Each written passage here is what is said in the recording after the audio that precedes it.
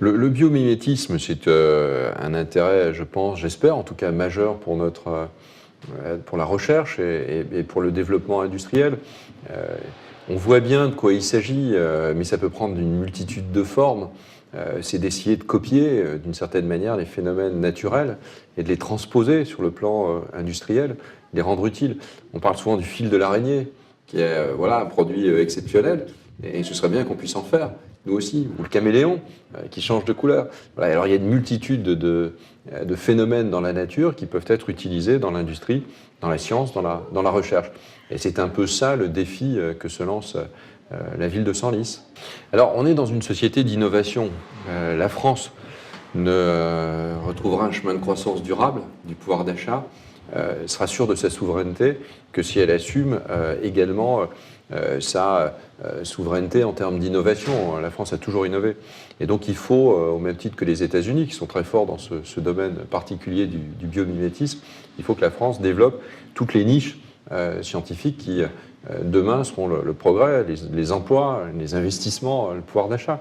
Et ça, c'est quelque chose qui peut être creusé, parce que ça n'a pas été jusqu'à présent très creusé. Donc il faut essayer de trouver, au fond, un lieu de regroupement où on puisse à la fois faire de la recherche, à la fois faire de la production, à la fois monter des prototypes. Voilà, et c'est ce que recherche la ville de Senlis au travers de l'avenir d'un lieu, d'un quartier anciennement militaire. Ça peut devenir aussi un quartier scientifique ou plein d'innovations. Alors c'est un projet très ambitieux, mais c'est très bien, il faut des projets ambitieux. Alors il faut le faire en partenariat. Pour que ça marche, il faut le faire avec beaucoup de monde. D'abord, il faut que les industriels réagissent, c'est-à-dire qu'il y a un vrai besoin. En plus, il faut que ce besoin soit, au fond, localisé. Ça, c'est toute la question qui doit être posée. Puis, il faut le faire avec, notamment, des gens qui travaillent dans le domaine de l'innovation. Je pense, par exemple, en termes de crédit d'État, crédit public, parce que sinon, il faut voir que les grandes entreprises, mais je pense au commissariat à l'innovation, qui aujourd'hui est présidé par Louis Gallois et qui était présidé jusqu'à présent par René Ricol, qui est un lieu dans lequel il y a au fond de l'argent. Il y en a si peu, au fond. Il y a de l'argent, de l'investissement, de l'argent à investir sur les projets d'avenir. Et je pense que le projet de biomimétisme à Senlis devrait essayer de bénéficier, au fond, de cet argent qui est prêt à s'investir sur des projets précis d'innovation. Et ce projet, me semble-t-il, correspond assez bien à ce que recherche ce commissariat à l'innovation. Mais on s'aperçoit que les lieux qui marchent bien sont souvent des lieux dans lesquels il y a une densité de recherche et où se croisent des chercheurs, des industriels, des étudiants, où se croisent beaucoup de choses. Au fond, il y a un brassage, parce qu'il y a des idées qui naissent, parce que il y a entre la recherche pure et dure, la recherche appliquée, et puis à un moment donné, la mise en marché, il y a comme ça une chaîne qui doit être faite. Et au fond, si cette chaîne elle a lieu sur le même endroit, c'est presque aussi bien. C'est-à-dire qu'au moment d'Internet, on a aussi besoin de proximité. Il faut trouver des locomotives.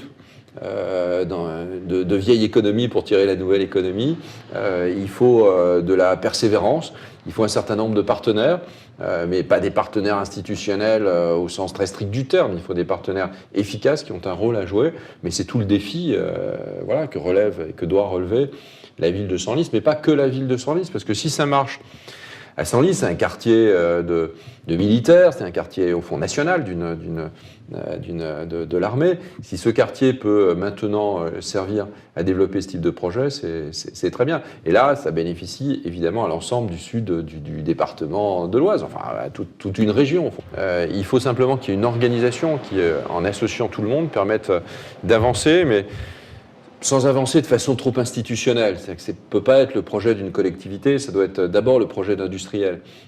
Et ça, c'est très important. Et le comité de pilotage qui s'organise autour du projet l'a bien compris. Et c'est là-dessus, au fond, qu'on sera jugé.